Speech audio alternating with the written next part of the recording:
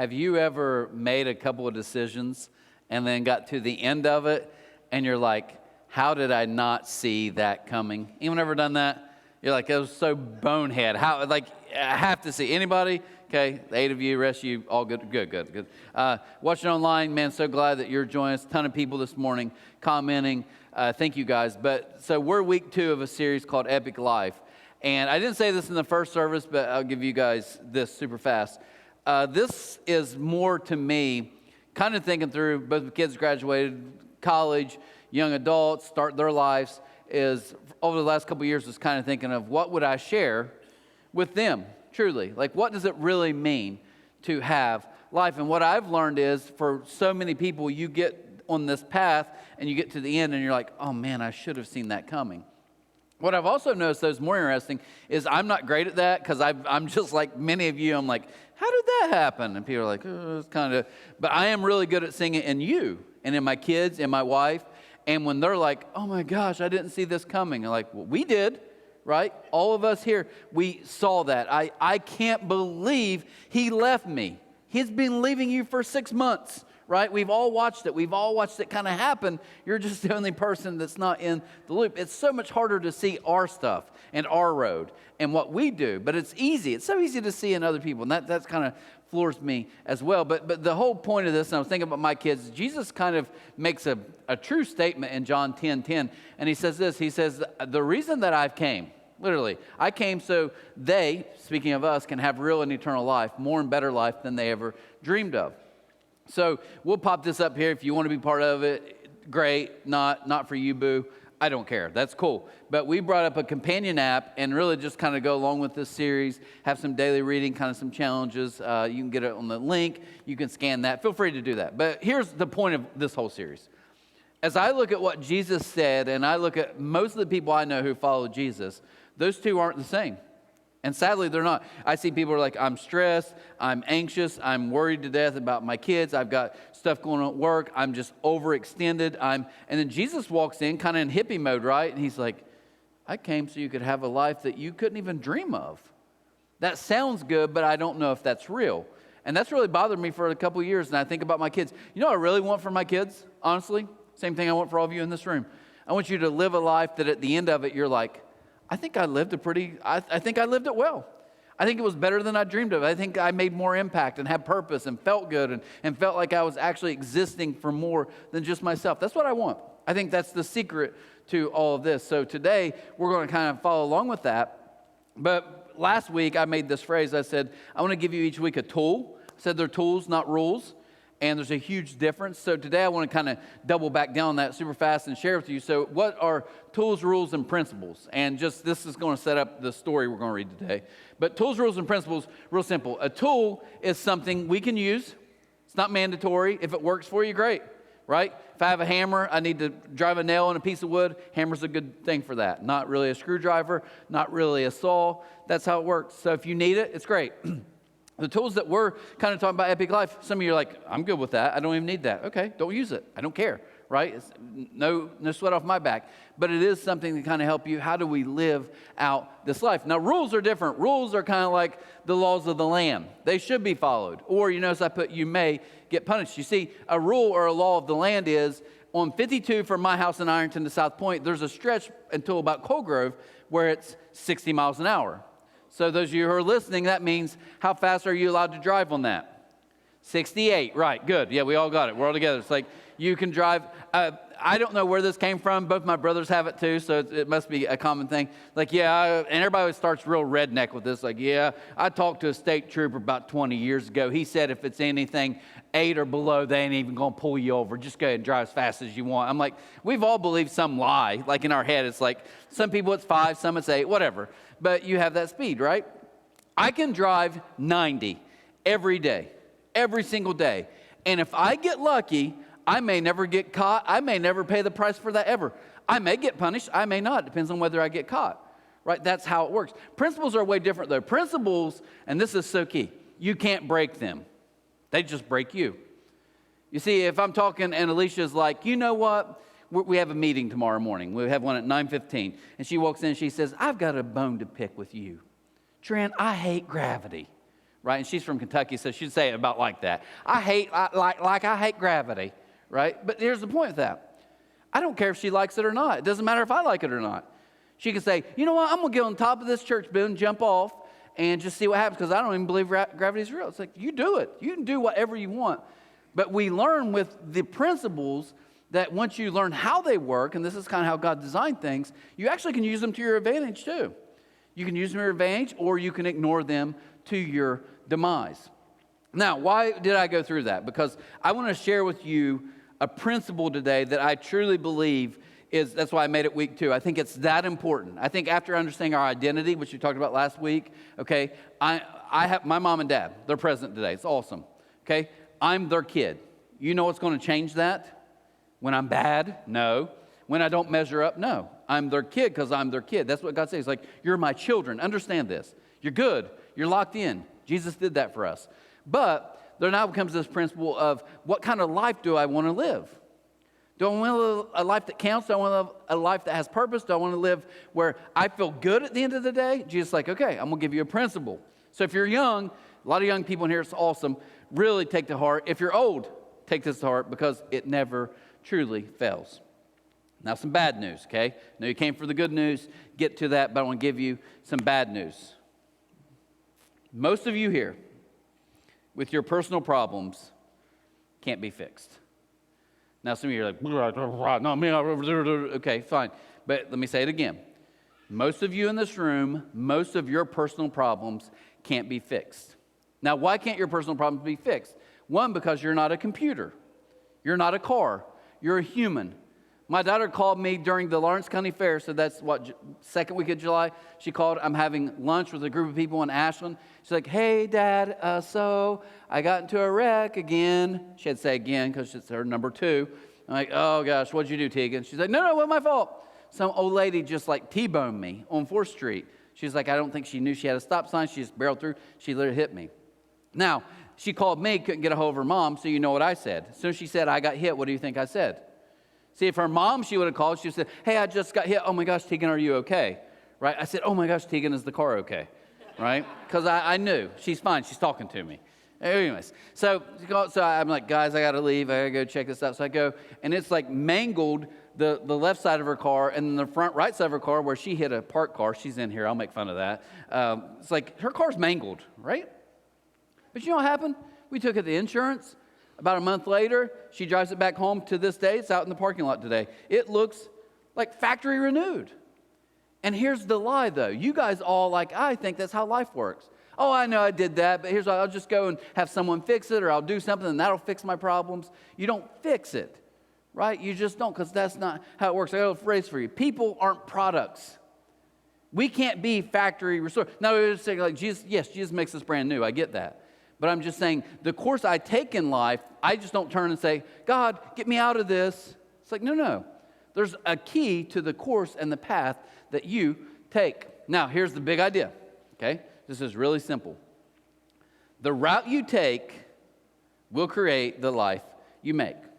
Okay, this is the principle. I'm going to sum it up for you in just a second. But the route you take will always dictate the life that you're going to make.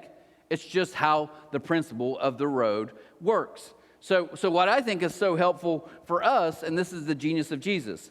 You see, the church I started attending as a teenager, when they talked about Jesus, I got a lot of this. I felt like Jesus a lot was always saying, stop it. Stop. You know, the moms, stop it. You stop it right now. Or I thought he would be the good guy and be like, I'll fix it. Jesus didn't say either one of those. Think about it. It really doesn't. You know what Jesus said? He looked at people and he said, I want you to follow me. Because Jesus knew this. He knew that immediately it may not fix, but if you've got issues in your life, you know what you need to do? You need to change direction. And ultimately, your situation starts to change because you change your direction. That's the genius of what Jesus did. When you change directions, eventually your life changes. That's the principle of the road.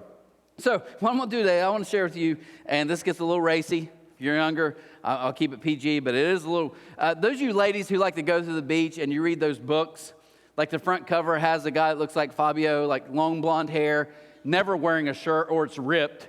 Why that dude always gets his shirt ripped, I don't know. But it's ripped. And then there's always a girl like literally laying her head against like his left breast check, like right there. Do you like those books? What I'm about to read you, I promise, is not too far off of this. It's so crazy. But instead of even just hearing like guy, girl, and that situation, which is true, I want you to hear like even a bigger, deeper meaning that I think Solomon is telling. So Solomon, maybe this is a parable. Maybe this is literally what he just watched happen. This is what it says in Proverbs 7, verse 6.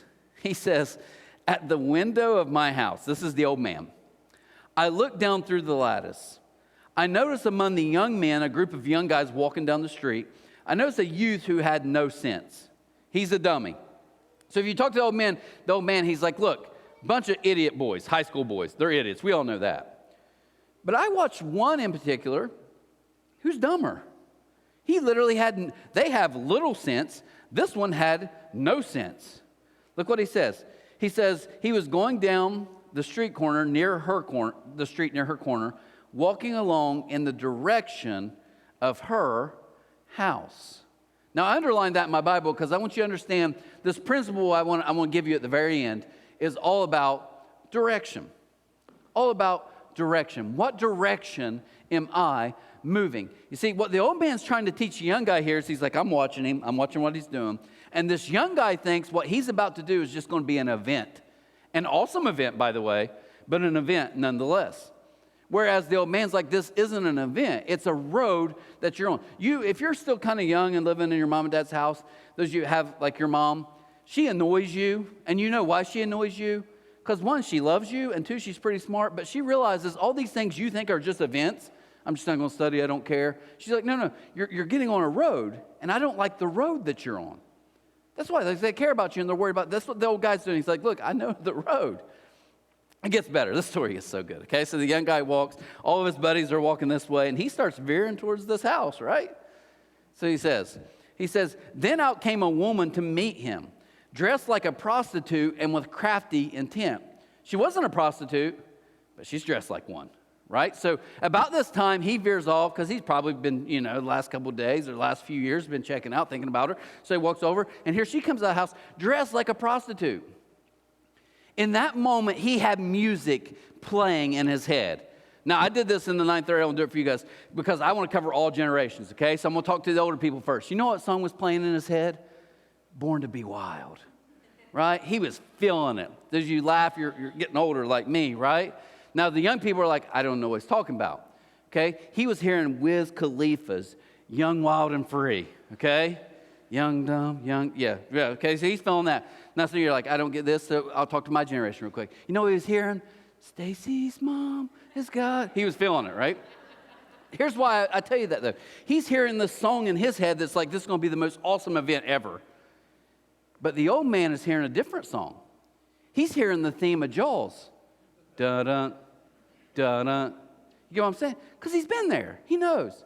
He's like, I know you think this is just this one awesome event, but listen to me, dude, as we're about to see, that's not how it works. It says she took hold of him, verse 13, and kissed him. And with a brazen face, she said the most awesome pickup line ever in the history of a soccer mom trying to hit on a young guy. She said, today I fulfilled my vows and have found food and have food for my fellowship offering at home. Oh. No, none of us get that, right? You guys are like, I don't even know what that means. But here's why that part's important. In the Jewish culture, what she simply said is, I went to the temple, I gave a sacrifice, they've forgiven all my sins, so I have this sin bucket, and it's empty. And guess what? Listen to me, little Rex. We're going to fill up that bucket tonight. That's what she's saying. Okay, no, check this out. Verse 15 says, so I came out to meet you. I looked for you and have found you. We know she has money because she says, I've covered my bed with colored linens from Egypt. That means that's 1,500 count Egyptian cotton, right? That's literally as expensive as this gets. She's like, I fill my vows, I'm good, my sin bucket's clean, I do whatever I want. Now the old man's still up top, he's looking through and he's like, this idiot, he doesn't get it. Gets better, look at verse 18. She said, come, let's drink deeply of love till morning. Let's enjoy ourselves with love. My husband is not home. The young guy's like, okay, I was looking, is there a pineapple on the door somewhere? No, okay, he's gone, okay, go with that. Now we might see a problem here. He says, He has gone on a long journey. He took his purse. I don't know what that means, okay? Whatever. He took his man bag, filled it with money, and will not be home until full moon. Now, in verse 20, I want you to hear something. This is what's key. Now, whether it's guy, girl, I know girls in here are like, that's just disgusting. That old cougar, I hate old cougar. You're losing it, right? Most guys in here are like, yeah, it's a dumb boy. We know how it works. But that's not what this story, it is, but it's not. You see, what happens is this boy is walking to her house, and in his mind, he's thinking, this is my 1 in a million shot to do something awesome. This is my 1 in a million shot to do something that my buddies probably aren't going to get to do. That's how he's thinking. And the old man's about to say, it says, with persuasive words, she led him astray. She seduced him with her smooth talk. Get this, verse 22. All at once he followed her like an ox going to slaughter. You know what he's saying here? He's like, in your mind, young guy, you're saying, this is my 1 in a million shot. And he said, you know what you are? You're 1 of a million that's probably going to get shot. Think about that. He's like, you're not the exception to the rule. You're not, this is going to end so bad. You're literally like a cow going to slaughter. Now, what's that look like? Literally, you think back then they would have a pen, this long railway, probably similar now. They would have a guy at the end. Back then, I don't know. They didn't have guns. Maybe he had a sword. Maybe he cut his throat. I don't know. But they literally are walking this long line of cattle in, and there's a guy at the end who's just literally killing them so they can butcher them, slaughtering. And the old man's like, you think this is an awesome event, but I'm seeing a road you're going down that's not great. There's power in that. You're not 1 in a million. You're 1 of a million. Key. Last few verses real quick. It says, now then, my sons, please listen to me. Pay attention to what I'm about to say. Don't let your heart. You know why you and I get on bad roads a lot? Because our hearts are tied into it so much. It may be money. It may be things. It may be lust. But you get so wrapped up in it. And he's like, listen to me. Don't let her get the tentacles like around your heart because you won't even think straight. You won't make any good choices. This is huge because I don't love the road that you're going on. Let her turn her heart ways or stray you in paths. Many are the victims she's brought down. Her slain are a mighty throne. Last verse. Her house is a highway, a road to the grave. So he's like, listen, I know you think I'm old. I don't get it. I've never been young. I've never experienced life. But here's another lesson I'll give you guys, okay? One of the best things you can do is sometimes if someone really cares about you and they say, hey, look, man, listen, I get this all the time. Hey, listen, Trent, man, this is none of my business, but do you think maybe that was the best way you could have? In those moments, all of us want to be like, you don't even know. But you get someone like, hey, look, your family's awesome, I love you, but at work, like, should you really be talking to her like that? Right? And we get all mad, like, But what's happening is our hearts are so tied into something, we're like, we can't see. They're like, I don't like the road you're on. I don't like the direction that you're heading. Let's pretend. It's pretend, young people. Let's pretend. Let's pretend I got a surprise for you guys, okay? I'm like, listen, this is awesome. It's the best Sunday ever. As soon as we walk out the doors here at 11:45, there's 8 charter buses, and they're going to New York City. A week, we're staying downtown, literally all expense paid trip. All of you guys, we're all in this together. It's going to be so awesome. And guess what? Because I'm so awesome, I've got all of you like I Love NYC shirts and hats. So we all get on there, and some of you are very cautious right now. You're like, I've got work this week. All right, talk to your boss. You're good. Paid vacation, okay? Everybody's good. What if we get on those buses, though, and you're on the bus with me, and I'm up front because I'm the captain. I'm leading the charge with the bus driver.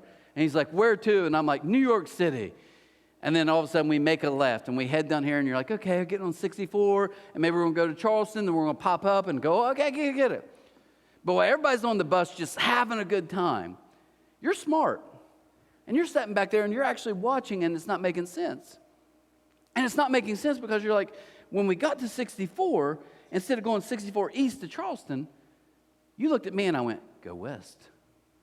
So you're like, is he making a pit stop in Lexington? So here's the map, here's New York, and all of a sudden we go down. Now we're heading to Lexington. Well, we get to Lexington, and I say, keep rolling.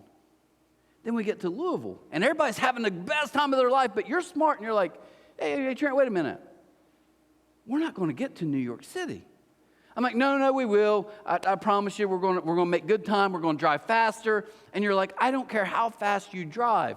I don't care how good your intentions are. If you're going west, we'll never get east. See, that's the beauty of this concept. Here's the road principle. I told you I want to come to it at the end. Your direction will always determine your destination. Not your intentions, not how much you prayed and hoped for, not how much, your direction. Okay, this is a principle from what Jesus is like, hey, you remember we talked about the builders? Same thing. Here's the principle. Your direction determines your destination. Your determination doesn't even determine your destination. Do those things help? Sure. Does praying help? Sure. All those things. But what he's saying is, if I want to look at the road I'm on, I can't be freaked out at the end when I'm like, well, why am I in San Diego? That's the way life is. Because you were on the wrong road. Not intentions, not hope, not determination. When you get lost, and you never learn you're lost until it's too late, but when you get lost, you don't walk in a gas station and say, I need a solution. You're like, I need directions. Because I have to change directions to get unlost. That's how this works. So what's the tool? Epic Life Week 2. Our tool is the roadmap, okay? Now, some of you could care less. That's fine. But I want to give you the bigger concept of this roadmap if you don't get anything else. Here's the big concept I want you to hear. You start with me and you, and we make a decision to be on a path with purpose. And that path starts with us saying, spit it out there, it starts with us saying, I want to follow Jesus. And it leads after that to something real simple. It means we join a tribe or a group of people to do life with. Because I'm telling you right now, I don't care how smart you are in this room. There are things in your life you'll never see until you have people who get close to you and can say, wait a minute, is that the smartest thing you could be doing? And you'll get ticked and you'll say, I don't even think they're my friends anymore. But you'll step back and say, I'm thankful. Because you need a tribe of people. And then the ultimate thing of following Jesus is just, we want to help other people do that. And he called all of us to do that. So let me share this with you. Here's my issue. Okay, this I'm going to sum it all up right here. Your direction, right? Your direction determines your destination. Now hear me with this. I can't tell you how many times I've been in this back room right here, counseling, and they'll come in, and the guy will be like, well, okay, I'll just start out. I did this, then I did this, and then I'll say, and then she, how'd you know? I'm not a genie. I've just heard this same story 800 times before. I know how she acted. I know what she said. I know the roadblocks you're going to face for the next 2 years. Because you're no exception. But here's what kills me. I'll talk to people. Now, if I talk to someone, they said, hey, I want to weigh 600 pounds. I want to be a self-serving jerk. I want everyone in my family to hate me. And this is the road. I'd be like, I respect it at least. I respect that you're honest about it. But I literally know guys who will say, family's the most important thing to me. Okay, so when you get old, what do you want? More than anything else, I just want my family around me, my grandkids. That's what matters. Okay, so I'm going to work every day, as many hours as I possibly can. You can do it, but that's not the road to take you where you want to go. There's no exception to that. Here, take it from me. You know what I really want at the end of the day? I want my kids, when they're older, my grandkids, I hope they respect me. I'm at least maybe who I say I am. That means more to me than anything. My character. So you know what? Since that's important to me, you know what I'm going to do? About once a month or so, I'm going to kind of just fool around on my wife a little bit. You can. But I promise you this, that road's going to take you where your kids don't respect you. It's the principle of the road. Now, some of you maybe never say this. Some of you be like, you know what? I just wish I could get closer to God. So every morning, here's my road. I wake up, I read Facebook, I get real upset. Then I go to Instagram, I get more upset and jealous. And you know what? Then I just head off to work. I don't care if you do any of that. Just don't be dumb enough, or I guess unwise enough to say, I don't know why I'm going this direction. There's a young lady I know who, heartbreaking, young lady who told me one day, she was like, I feel like I'm damaged goods. I've been divorced a few times. I literally have kids. And she was talking to just me, like out here. No one's around. And she said, I just wish I could find a great husband. And as soon as she said that, I honestly, my heart, I was just like, man, It was hard to hear. Here's the young, just like, I know I've made a ton of mistakes, but man, if I could plan out my future, that's all I want. You know what road she takes? She dates any guy who asks her out that's somewhat decent looking. And you watch it and you're like, I care about you, but the road you're on will always lead here. I don't care how much you try or pray or hope. Your road, that determines your destination. So, before we pray, a few years back, kids were little. My daughter Tegan, my son Tatum in the back of the car, we went to a Cincinnati Reds game. We're leaving the game, went to the ninth. I think they even stole home to win or something. It was awesome. So we're in the car, we're excited, but traffic is a mess. So we're pulling out of traffic, trying to head home. GPS, my phone, something tells me I got to get in the left lane, so I'm trying to get over. There's cars everywhere, so you're pulling the old, and the guy's like, thank you, you're the best. So I get over in the lane, and I'm 3 cars behind from the red light, and I have to turn left. About that time, I see it's getting late, evening. I see these college girls, college kids, a group of them. And about that time, it hits me. We're stopped in traffic, a couple cars ahead of us. Then there's 2 more lanes. And in their mind, this group is going to walk because they're thinking, we can cross the street because traffic stopped and there's no cars. But what they didn't realize at that moment is the lane beside me, cars are going about 40 miles an hour. So I'm in my car literally watching as I look, and this group starts heading in front of the cars in front of me, have no clue, and here a truck's coming at 40, and the first girl walking out, my wife will tell you this, I'm not making this up, she's wearing a tiara, she's got a princess pixie stick or something, and a tutu, just plastered. She steps out. Now, I have to tell you how the story ends because none of you will pay attention if I don't. We watch, and it's oh my gosh, this girl's got hit by a car. Everybody, people are getting out, people are stopping. She literally is sitting there conscious, and she's like, I just made a mistake, right? She's talking, she's walking. I thought if there's ever been one maybe pro of being hammered, it's that. I guess you're just so out of it. She just got hit and just flailed, right? Completely fine. She gets up, she's walking. You're like, this is a miracle. Why did I tell you that, though? Because as I watch this kind of unfold and this kid gets hit, you're not you're stupid. I didn't help out of the car. How dumb are you? There's cars. Everyone was heartbroken for this kid. Everybody. Horrible. We are all so thankful. Thank God she seemed completely fine. Just clipped her, I guess. Why am I telling you that? Today at C3 would be basically 16 years since we started. And for the last several months, I've been thinking, why do I keep doing this? The pay's terrible. Everybody's always mad at me. And it's that girl. Because I watch so many of you. I watch my kids, and I pray that you just don't step out and get drilled when you don't have to. Simply because you're going the wrong direction. That's my greatest motivation, is to see you guys look at Jesus, and Jesus said, if you follow me, I'm going to put you on a different road, and I'm telling you, life's going to be so much different and better eventually. But you've got to follow my path. That's why. That's why. You know, I want for, but my daughter's here, my son was in the first. You know, I want for them. You know, I want for them and their families one day. I want them just to be at least on the right road, to not just be well, I don't know why this is happening to me. My dad is, I think, out front, so I can talk about him, because if he's not here to listen, he has to deal with it. One thing I learned from my parents at a young age, I'm so thankful for.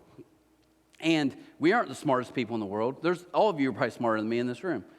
But I remember one time saying to my dad, he probably didn't remember this, I remember saying, yeah, they're just lucky. And he looked at me like I had a third eye. You know why? Because he was like, no, that's the path they're on. One of the greatest things my parents teach me is life is connected, okay? Some of you don't believe it. It's no, this is just a one-time moment, and then I'm going to fix it and do. It's no. What I do today affects tomorrow, whether I like it or not. And that's the principle of the road. So what I want to do is just pray, okay? So if you would just close your eyes for just a second, everybody here. But before we pray, I want to ask you a very serious question. If I could help you at all with your life right now, this would be the simplest way. If you're even watching online and you're not driving, close your eyes, because here it is. Here's my question to you. Where do you want to ultimately be? It may not be any of the stuff I talked about today. That's fine. Where do you want to be? Now, once you decide that, you have to be honest enough with yourself to say, am I on the road that leads there? Because I can promise you this. Whatever road you're on, you'll end up where that road ends. We all know that's simple in geography, but we don't think that's true of our lives. So the thing I challenge you to do as we pray today is for you to at least stop and say, where do I want to be? What direction do I want to go? And after you determine that, you know what? Here's the wisdom of it all. Am I on the right road to get there? God, I just want to have a great family, and I want us to be together, and I want to have a great marriage after my kids leave. But God, if I'm honest, my kids are everything to me. I ignore my husband. I don't even care about him. Wrong road. God, help us today to realize our life is not some disconnected series of events. There is the principle of the road. And it simply tells me that my direction ultimately determines my destination. So as we pray today, God, I pray that people in this room would realize Jesus' greatest call was not to stop doing it, not to quit, not to get better, not to fix your life. It was simply to follow his path. That's why he said it so many times. These simple two words, follow me. Walk with me. Pray today, God, as we leave here, more than this series, more than this app, more than any of that stuff, that we would walk out of here and realize that by following you, your way, is the way we find true life. So help us to be those people that show incredible love to the people this week, like you did. Help us to forgive people even when they don't deserve it. Help us to be a bright spot in someone's terribly dark day. Help us to eat and listen to people that maybe other people have ignored. Why? Because we are following you. Help us to live that life today. Jesus, we thank you so much that you gave it all, that you created new life in us so we can follow you in only a way that you can orchestrate. Help us to do that today. Thank you for this group. Thank you for this wild ride, but I just pray more than anything that we would help change this area through your love. We ask these things in your name, and amen. Hey guys, listen, man, love to see you back for week 3. Have an awesome week. We'll see you then. Take care.